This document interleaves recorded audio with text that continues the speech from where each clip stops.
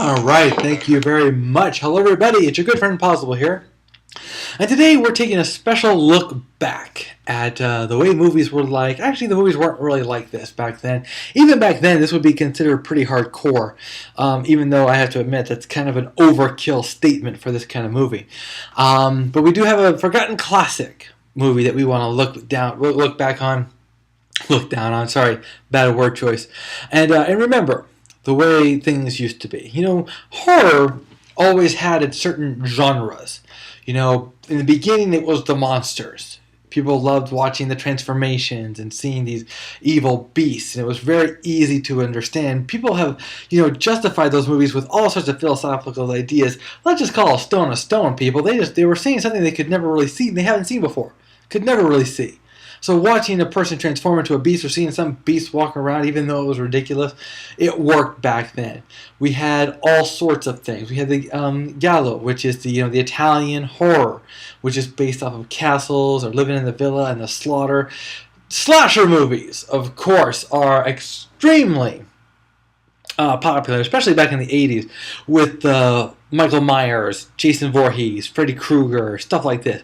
This is one of those forgotten movies. It's called Bloody Birthday, made in 1981. Unlike the other movies that we have spoken about, again, we're talking about movies like the slasher movies, the Halloweens, the Friday the 13th, Nightmare on Elm Street. This is one of those wannabes that people have forgotten about because it was about kids who were only 10 years old when they were doing the killings. So it's very difficult to make a movie like that. Even to this day, you could never make a movie like this. You know what I'm saying? These kids are supposed to be 10 years old. And the reason why they got like this is because 10 years ago, there was an eclipse when they were born. And so because there was an eclipse, the moon was blocking the sun, thus it was blocking Saturn, and Saturn is what gives you your conscience. So these kids were born without conscience. And there's 3 of them, just so you know. And these are not the 3. Okay, obviously the kid over to the right is one of the 3. And, having a movie where kids kill like this, where they use guns like this, would be completely unheard of, in today's PC society.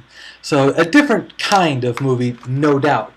But not that different. Once you get to the kids killing the people, everything about this movie is the same. They follow the cliches to the letter. The girl who doesn't have sex stays alive. The people who do have sex, they live.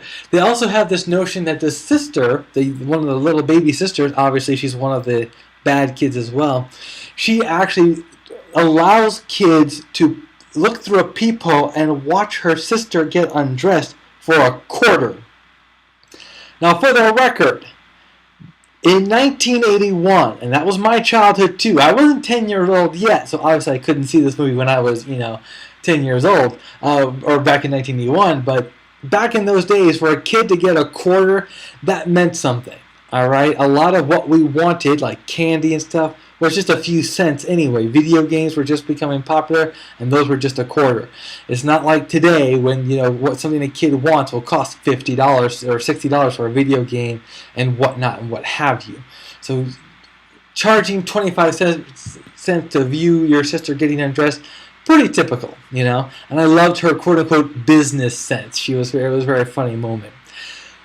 The movie suffers from a cinema point of view for its boredom, for its familiarity, for its typical storytelling. You knew where they were going. It was very predictable. Didn't exactly shock you. Of course, you have the normal, I'm about to shoot this person without anybody noticing, but oh wait, all of a sudden something's going to happen, and you're going to have the blind people. Like this one guy was walking through, he was looking at a window getting ready to shoot somebody. All of a sudden the lights turn on as a car is about to pull out in front of him. But suddenly, they don't see him. They don't see the kid with the gun. He sees the people with the lights on, but they don't see the kid with the gun. Not exactly the sharpest knife in the drawer, but not exactly horrible either.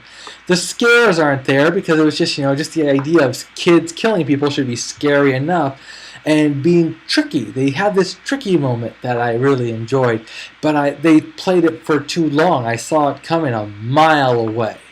And, this if you can get past the very cheap production value. I rarely have to comment on this because usually the production value is very well. But you got some really bad visuals. It just seems like a whole movie, and the sound quality is barely passable. I mean, for a student film, this would have been awesome. However, for an actual Hollywood production, it didn't work. You have this eclipse going. You can hear the guy announcing the baby's arrival. His sound sounds like he's still far, far away. The sound quality is just not there. The production quality is not there. The editing, the sharpening up of the film and stuff like that, it's just not there. Don't get me wrong, it's 1981. We didn't have the good tools we have nowadays, so I can't complain too much. But I want to warn you against that. It kind of distracts a little bit, but you get used to it after a while. People don't talk as clearly as they do nowadays. This was definitely a cheap B horror movie. Definitely worth checking out if you like this kind of movie. If you're a fan of the slaughter genre, I would definitely check it out and see what you think of it, and I hope you enjoy it. Well, guys, that's it for me today. We'll see you at the theaters.